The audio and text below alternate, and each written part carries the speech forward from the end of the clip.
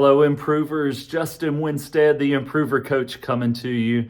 And man, I am excited about this video because I know it's going to be super helpful to somebody out there. In fact, it's transformative, in this particular concept. The word we're going to discuss today has the power to absolutely change your life and the lives of those around you, not only at the office or your workplace, but also at home and in your personal life. And so really excited about that.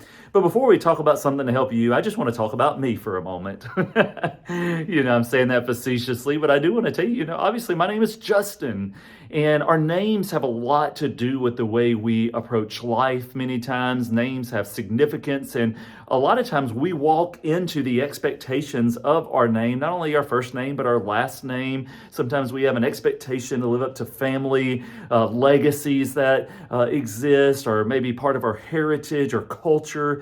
So our names can really shape us in a lot of ways. And I'll tell you, part of my name, Justin, comes from the word justice or just. Okay, and when we think about just or justice, we think about what is right, what is fair. When you're weighing good and evil, you're trying to find what is just and the balance that is in there. And so my philosophy on life many times deals with this idea of justice. And even from a young age, I had a desire to make sure things were done right. It's one of the reasons I love business. It's one of the reasons I love my particular faith outlook, is because I believe there's order to it. And I believe there's a way to make things operate better and not in chaos whenever there are processes in place. And it's one of the reasons I'm grateful to be in the country that I live in and the society I'm in, because we are less ruthless and less wild, wild west as we were in the old days. And I get to live in a time in history where we have laws, and for the most part, things are mostly in order. And so I really like that. It fits me and my outlook on life in many ways. And when it comes to business, and even when it comes to my personal growth and my personal goals, many times I approach things in that same way. I think there should be a plan, there should be boundaries set up, and yes, there should be flexibility in that. They don't have to be rigid, but having guardrails in life is super helpful. And I think overall it's wrong to be prejudiced, because if you're showing favoritism to someone, well, then that's not right. And I don't think that there should be some people who get to skirt and get by with things and skirt by the rules, while others are held to strict standards. And so all that just seems right and fair and just in my mind when things are operating according to the rules. So when I bring that into my parenting style, or into my marriage, or into my workplace, I usually approach things from this idea of there are rules, and there's processes, and there's SOPs, and there's certain ways that we're going to operate. And if someone's operating outside of that, including myself, then that's wrong, and that deserves consequences. And we need to, have some kind of a punishment or some type of a system that course corrects, because if not, everything just delves into chaos, and we don't want that to happen.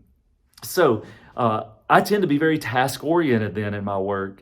And the reason I'm sharing all this with you, because I think as improvers, there's a lot of you out there that are the exact same way. You actually like the rules. You like the step-by-steps. You like the things that are in the handbook. Even though handbooks are boring, the idea behind having systems in place that help govern and kind of create a place that is of order, that stuff is all good. And so those things are good, and this video is not meant to, say, hey, that doesn't have value, because it absolutely does. But this video is meant to temper that with another word that is also very powerful. And it is something that if we forget it in our life, we can really be counterproductive in our desire to grow our family, to grow our business, to grow personally. We need this word. We need it for us.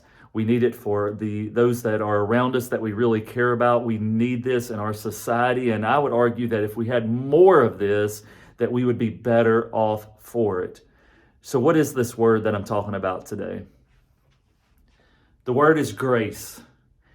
Grace. If we had more grace in our workplaces would be much better places to come and be a part of, not only culturally and as far as terms of unity, but also in terms of productivity. It's not by being hardliners on every little jot and tittle of the law and the way the rules are supposed to be that allows us to be more productive.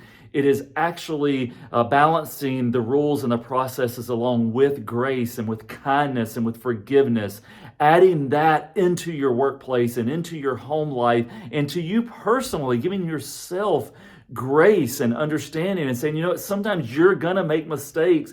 You can't beat yourself up over it. Some of you are being held back because of things that have happened so long ago, failures that you had, and you've got to move on. One of the things my son pointed out the other day was a sticker or a sign or something, and it said, don't trip over things that are behind you. I thought that was so great. And some of you are doing that in your own life. For you personally, you're tripping over things that are behind you because you're not giving yourself grace.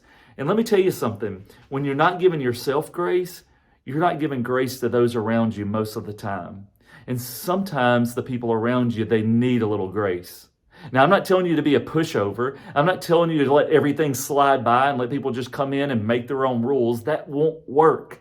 But what will work is to always value people, to always care about them, to not be so task-oriented that you forget the people that are around you. I've made that mistake before. I have been in the pursuit of goals, and not just goals and vision for their sake, but also obeying all of these rules and rigid lead measures and lag measures along the way and doing things a certain way that, man, I was a taskmaster. And I don't know if you've seen the meme that goes around that's got boss versus leader on it, but the boss is in the back with the whip, cracking it, trying to push the people forward, whereas the leader is out front and they're pulling the load with the team. And I'll tell you, that image sticks in my mind, and there have been times in my past where I've been that taskmaster, that boss trying to crack the whip and push people forward, and it is horrible, and that is not the way to do. There is a way of having an organized system of rules, of procedures, of processes, but also being able to have compassion and mercy and grace when needed. And so I want to challenge you to evaluate the way you go about your one-on-ones, your evaluations with your team, whether you do 360 reviews or quarterly or monthly assessments, or however you go about that in your business.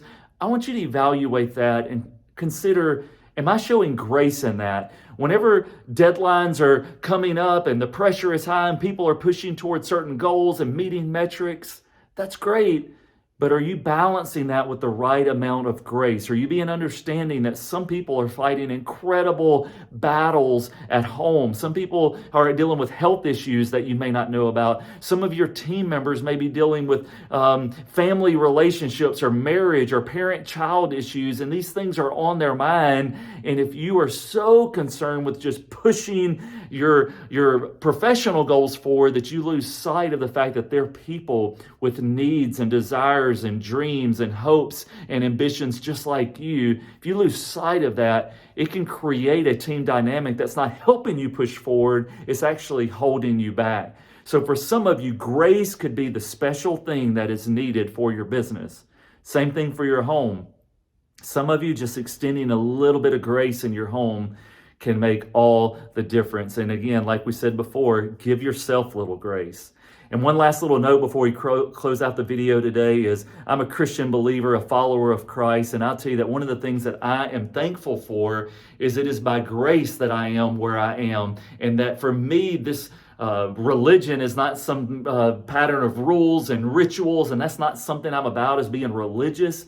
But for me, my faith is about the fact that God forgave me, that out of His grace, He made me clean and He made me pure. My shirt says grace, lest any man should boast or anyone should boast. See, I'm not going to boast in my works or me saying that I'm following the rules, because guess what? I'm not. I have committed a lot of sins and failures and mistakes in life, and I'm not going to pretend like I'm better than I am. I'm just going to say that thank you, God, for your grace. You've given it to me. Now I want to give it to others, and I want to encourage you out there to make sure you've received God's grace, but also be sure to share grace with those around you. Improvers, you stay good and keep getting better, and we'll see you on the next video.